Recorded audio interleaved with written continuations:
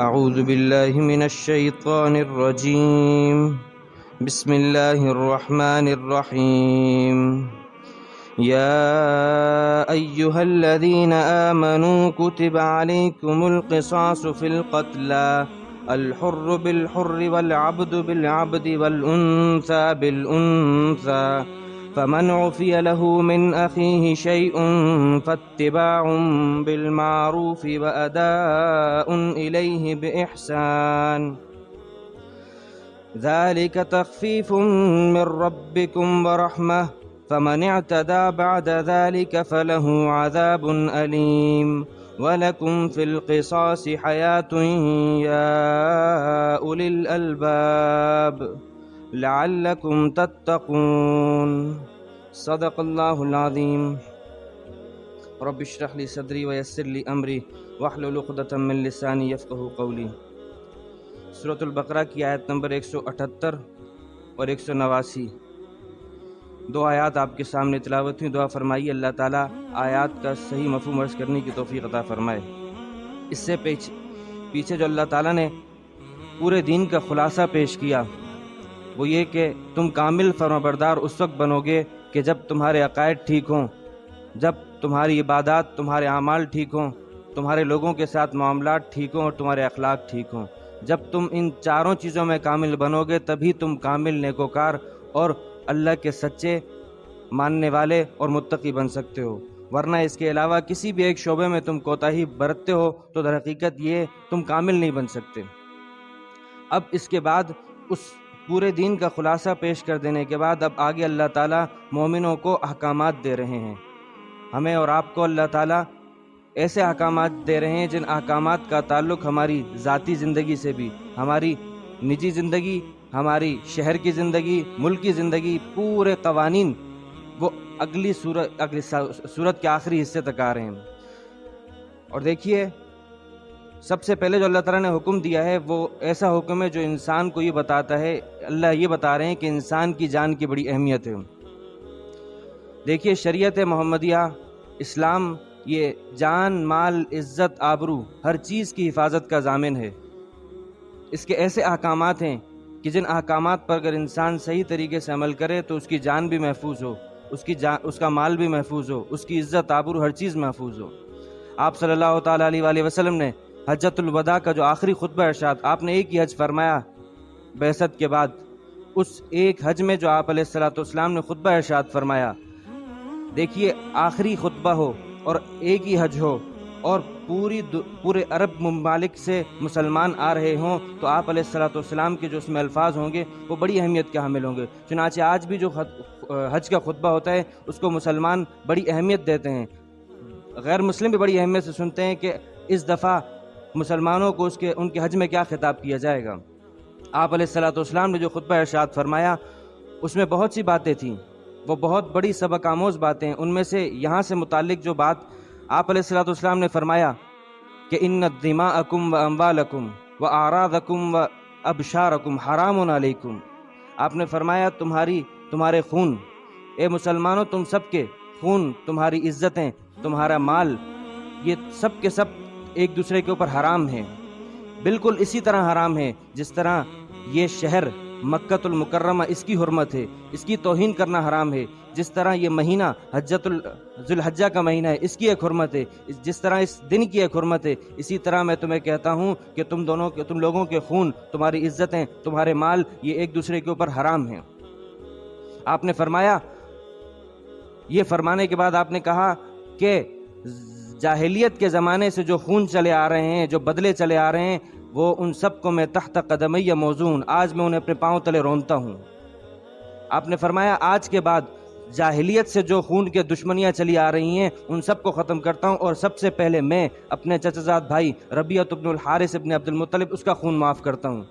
اس کا کوئی بدلہ نہیں لے گا آج کے بعد۔ آپ نے کہا سود کی جو رسم چل رہی ہے، جس کے اوپر سود باقی ہے وہ تمام کا تمام سود آج میرے پاؤں کے نیچے ہے، میں سب سے پہلے اپنے چچا عباس بن عبد المطلب کا سود معاف کرتا ہوں، کوئی وہ کسی سے نہیں لیں گے۔ آپ علیہ الصلوۃ والسلام نے پورا خطبہ ارشاد فرمانے کے بعد کہا، صحابہ سے کہا، حل بلغت الا حل بلغت، اے صحابہ بتاؤ کیا میں نے تمہیں پورا دین نہیں پہنچایا؟ صحابہ فرماتے ہیں یا اللہ یا رسول اللہ آپ نے پورا دین پہنچا دیا۔ آپ نے فرمایا یا اللہ گواہ ہو جائیے، یا اللہ گواہ ہو جائیے، صحابہ کہہ رہے ہیں میری امت کہہ رہی ہے کہ میں نے انہیں دین پہنچا دیا۔ آپ نے کہا اے موجود لوگوں جو غائب ہیں ان تک دین پہنچا دو۔ اب اس آخری خطبے میں جو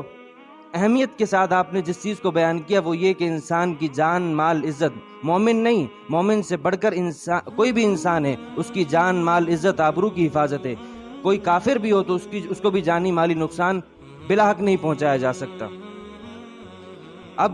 شریعت نے جو احکامات دیے اس میں اگر کوئی انسان کسی کو ناحق قتل کرتا ہے تو اس کے لیے بھی حکم دیا ہے، اگر کوئی انسان کسی کا مال چوری کرتا ہے تو اس کے لیے بھی حکم دیا کہ اس کے لیے کیا حکم ہوگا، اگر کوئی کسی کے اوپر زنا کی تہمت لگاتا ہے تو زانی اگر تہمت لگائی اور اس میں جھوٹا ہی ہے تو شریعت کا حکم یہ ہے کہ اس جھوٹے کو آپ نے 80 کوڑے لگانے ہیں۔ یعنی آپ کسی کو زانی کہہ رہے ہیں، لیکن آج ہمارے معاشرے میں کیا ہے، گالیاں بچہ گالی دیتا ہے اور کسی کو ایسے الفاظ بولے جاتے ہیں کہ جس میں واقعتاً آپ کسی کے اوپر الزام لگا رہے ہو۔ حقیقت یہ ہے کہ اگر شریعت کا حقیقی نفاذ ہو تو ایسے کہنے والے کے اوپر 80 کوڑے لگیں، کیونکہ آپ جو کہہ رہے ہو اس کو ثابت نہیں کر سکتے۔ تو شریعت محمدیہ علی صاحب الصلاۃ والسلام یہ جان مال عزت آبرو کی حفاظت کی ضامن ہے۔ تو جہاں ہر چیز کی حفاظت کے لیے اللہ نے احکامات دی ہیں تو یہاں ہمارے سامنے جو حکم آ رہا ہے وہ یہ کہ انسان کی جان کی بڑی اہمیت ہے۔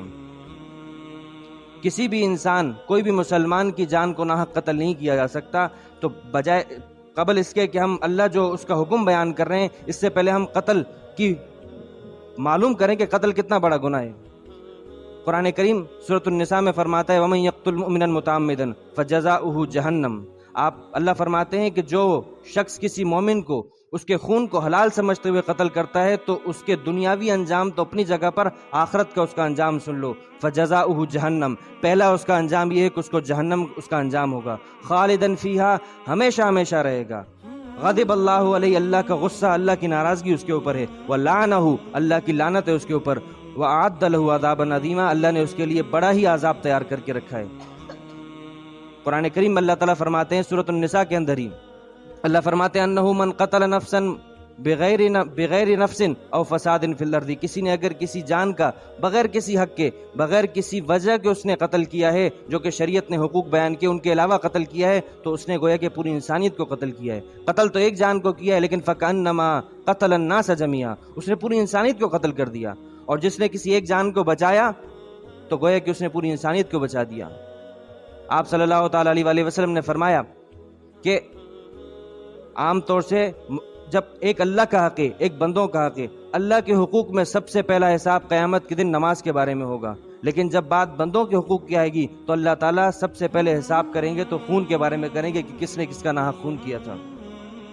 آپ صلی اللہ تعالیٰ علیہ وآلہ وسلم نے فرمایا کہ لن یزال المؤمن فی فسحۃ، مومن ہمیشہ کشادگی میں رہتا ہے، یعنی اگر ایک مومن نے جھوٹ بول دیا توبہ کر لے، اس کا جھوٹ معاف ہو جائے گا۔ مومن نے کوئی بھی گناہ کر لے وہ کشادگی میں ہے، لیکن جو ہی وہ کسی حرام خون میں مبتلا ہوتا ہے، کسی کا خون بہاتا ہے، اللہ کے نبی فرماتے ہیں اللہ تعالیٰ اس کے لیے ایسا معاملہ کر دیتے ہیں کہ گویا کیوں سمجھ لیجئے کہ پہلے اگر نیکیوں میں سرعت پہلے جلدی کر رہا تھا تو اب اس کا معاملہ یہ ہوگا کہ ایک سست اور تھکان کا شکار بن جائے گا۔ تو مومن ہمیشہ فسحت میں رہتا ہے، ہمیشہ کشادگی میں رہتا ہے جب تک وہ حرام خون میں مبتلا نہ ہو۔ جو اس نے کسی کا حرام خون بہایا فوراً اللہ کی طرف سے حضرت صحابی رسول عبداللہ ابن عباس کا مسلک، ان کی یہ رائے تھی کہ مومن کو اگر کوئی شخص قتل کر دے تو وہ ہمیشہ ہمیشہ جہنم میں رہے گا، اس کو کبھی جہنم سے نہیں نکل سکتا۔ اگرچہ اب دیگر صحابہ کی رائے یہ نہیں تھی، لیکن اس سے اندازہ تو کیجیے ایک صحابی رسول کیوں اتنی آگے، ان کی یہ رائے کیوں بنی؟ اسی لیے بنی کہ ایک مومن کی بہت بڑی شان ہے۔ اللہ کے نبی صلی اللہ تعالیٰ علیہ وسلم نے فرمایا لزوال الدنیا، پوری دنیا جس میں مساجد بھی ہیں، خانہ کعبہ بھی ہے، کیا ہے، اللہ نے ایسی نعمتیں رکھی ہیں، اللہ فرماتے ہیں یہ پوری کی پوری دنیا ضائع ہو جائے، ختم ہو جائے، یہ بڑی ہلکی ہے اس چیز کے مقابلے میں کہ کسی مومن کا خون بہے۔ آپ علیہ السلام نے فرمایا کہ اللہ تعالیٰ فرماتے ہیں کہ اگر پورے آسمان کے لوگ، زمین کے لوگ سارے کے سارے کسی ایک مسلمان کی جان کو قتل کرنے میں شریک ہو جائیں تو اللہ تعالیٰ پورے آسمان والوں کو اور پوری زمین والوں کو اس کے بدلے میں جہنم میں ڈال دے گا۔ کیوں؟ کیونکہ ایک مومن کی شان، مومن کی جان کی بڑی اہمیت ہے۔ آپ علیہ الصلوۃ والسلام نے فرمایا کسی بھی مومن کی جان سوائے تین وجوہات کی اس کی جان کو لینا جائز نہیں ہے۔ آپ نے فرمایا سب سے پہلا، اگر وہ اللہ اور اللہ کے رسول کی گواہی دیتا ہے تو آپ اس کو قتل نہیں کر سکتے ہیں تو تین وجوہات ہیں۔ پہلی وجہ تو یہ کہ وہ زانی ہو اور شادی شدہ زانی ہو۔ اگر شادی شدہ زانی ہے اور اس نے زنا کیا ہے، شادی شدہ ہے اور اس نے زنا کیا ہے، تو اب اس کو رجم کر کے پتھر مار مار کے سنسار کیا جائے گا۔ دوسرا یہ کہ اس نے کسی کو ناحق قتل کیا ہو تو اس کو قصاصاً قتل کیا جائے گا۔ تیسرا یہ کہ اس نے دین کو چھوڑ دین اسلام میں آ جانے کے بعد مرتد ہو گیا تو اب اس کی سزا یہ ہے کہ اس کو قتل کیا جائے گا، لیکن اس سے پہلے اس کو سمجھایا جائے گا، اس کو دین کے دلائل بیان کیے جائیں گے کہ بھئی تم کس وجہ سے دین کو چھوڑا ہے، آؤ ہم تمہیں بتاتے ہیں۔ لیکن 3-4 دن کی مہلت کے بعد اگر وہ نہیں آتا تو اب اسے قتل کیا جائے گا۔ عورت ہے تو اس کا حکم یہ ہے کہ اس کو قتل نہیں کیا جائے گا، اس کو تا عمر قید میں رکھا جائے گا۔ یہ اتنی اہمیت ہے۔ مومن کی صحابی رسول اسامہ ابن زید وہ صحابی ہیں کہ جو آپ علیہ الصلوۃ والسلام کے 9 عمر صحابہ میں سے محبوب ترین صحابی ہیں۔ زید بن حارثہ جو کہ آپ علیہ الصلوۃ والسلام کے منہ بولے بیٹے ہیں، ان کے بیٹے ہیں۔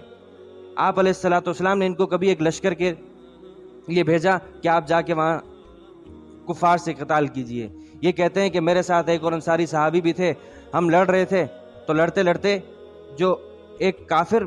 وہ بھاگنے لگا، میں اس کے پیچھے بھاگا، وہ میری تلوار کی زد میں آیا۔ اچانک اس نے جب دیکھا کہ میں مرنے کے قریب ہوں تو اس نے زبان سے لا الہ الا اللہ پڑھ لیا۔ تو جو دوسرے صحابی تھے انصاری وہ تو پیچھے ہٹ گئے، لیکن انہوں نے کہا کہ نہیں یہ دھوکے بازی کر رہے ہیں، انہوں نے اسے قتل کر دیا۔ لیکن سچے لوگ تھے، آ کے آپ علیہ الصلوۃ والسلام کو بتایا، یا رسول اللہ یہ معاملہ ہوا ہے۔ آپ نے کہا اقتلتہ بعدما قال لا الہ الا اللہ، یا اسامہ، اے اسامہ تم نے لا الہ الا اللہ پڑھنے کے بعد بھی اسے قتل کر دیا۔ صحابی رسول اسامہ بن زید کہتے ہیں یا رسول اللہ اس نے دھوکے بازی کی۔ آپ نے کہا اقتلتہ بعدما قال لا الہ الا اللہ، اسامہ اس نے لا الہ الا اللہ پڑھ لیا پھر بھی تم نے اسے قتل کر دیا۔ وہ ہر دفعہ اپنا عذر پیش کرتے، آپ صلی اللہ تعالی علیہ وآلہ وسلم ہر دفعہ یہ جملہ کہتے، تم نے اسے لا الہ الا اللہ پڑھنے کے باوجود بھی قتل کر دیا۔ آخر میں آپ نے فرمایا کیف تصنع، تم کیا کرو گے جب کل قیامت کے دن لا الہ الا اللہ تمہارے سامنے جھگڑتا ہوا آئے گا کہ میرے ہوتے ہوئے تم نے جس کے اندر میں موجود تھا تم نے اسے قتل کیا تھا۔ اتنی اہمیت ہے، لیکن آج کیا ہے، آج ایسا ماحول ہو چکا ہے، بس حدیث میں آتا ہے آپ علیہ الصلوۃ والسلام نے فرمایا کثرت الحرج سے بچنا، ایسے زمانے سے بچنا کہ جس میں کثرت الحرج ہوگا۔ صحابہ نے پوچھا یا رسول اللہ یہ حرج کیا چیز ہے؟ آپ نے کہا ایسا زمانہ آئے گا کہ قاتل اور مقتول، مارنے والا اور مرنے والا دونوں کو پتہ نہیں ہوگا ہم کیوں مار رہے ہیں اور کیوں مر رہے ہیں۔ اور یہی زمانہ ہے، ٹارگٹ کلنگ وغیرہ وغیرہ ایسی چیزیں موجود ہیں کہ مارنے والے کو پتہ نہیں کیوں مار رہا ہوں، مرنے والے کو پتہ ہے کیوں مر رہا ہوں۔ آپ صلی اللہ تعالیٰ علیہ وآلہ وسلم نے جان کی حفاظت کا اتنا اہتمام فرمایا، آپ کی طرف سے حکم صادر تھا کہ تم میں سے کوئی بھی شخص تلوار پہن کر اگر مسجد میں آتا ہے تو اس کی تلوار کی جو دھاری دار حصہ ہے وہ نیچے رہے، کہیں ایسا نہ ہو کہ تم سامنے رکھو اور کسی کو لگ جائے اور اس کا خون وہ مر جائے تو تمہارے اوپر اس کا۔ اب اتنی اہمیت کے ساتھ اتنی جان کی اہمیت ہے، تو اب جب اس جان کی اتنی اہمیت ہے تو اب اگر اس کو کوئی ناحق قتل کرے گا تو اس کی جو سزا ہوگی وہ بھی بڑی سخت ہوگی۔ تو سب سے پہلے میں نے آپ کے سامنے یہ بات رکھی تاکہ اتنی بات پتہ چلے کہ مومن کی جان کی اہمیت کیا ہے۔ اور پھر صرف مومن کی بات نہیں، کافر، ہم کسی کافر کو بھی جو ہمارے ملک میں رہ رہا ہے اگر وہ ہمارے ملک کے شہری بن چکا تو اب جب تک وہ ہمارے کسی دین کے شاعر کی توہین نہیں کرتا ہم اس کی جان مال عزت آبرو کی حفاظت یہ ہماری ذمہ داری ہے۔ آپ علیہ الصلوۃ والسلام نے صرف یوں ہی نہیں، جو روایت میں آتا ہے من سلم المسلمون من لسانہ و یدہ، المسلم من سلم، مسلمان وہ ہے کہ جس کے ہاتھ اور اس کی زبان سے دوسرا مسلمان محفوظ رہے۔ یہ آپ نے ایک خاص تناظر میں سامنے موجود لوگوں کو دیکھ کر فرمایا، ورنہ حقیقت یہ ہے کہ اگر آپ کی جان مال آپ کی زبان سے آپ کے ہاتھ سے اگر کافر کو بھی تکلیف پہنچ رہی ہے تو آپ بھی کامل مسلمان نہیں ہو۔ اب قتل کی کس صورت میں کیا حکم ہوتا ہے؟ بعض اوقات انسان جان بوجھ کر قتل کرتا ہے، بعض اوقات غلطی میں قتل ہوتا ہے، غلطی کے قتل کا بھی شریعت نے حکم دیا ہے اور جان بوجھ کر قتل کرنے کا بھی شریعت نے حکم دیا ہے۔ اس موضوع میں تفصیل ہے، وہ انشاءاللہ اگلے درس میں آئے گی۔ وآخر دعوانا الحمدللہ رب العالمین، اللہم لک الحمد کلہ ولک الشکر کلہ وإلیک یرجع الامر کلہ، اللہم لا احصی ثناء علیک انت کما اثنیت علی نفسک۔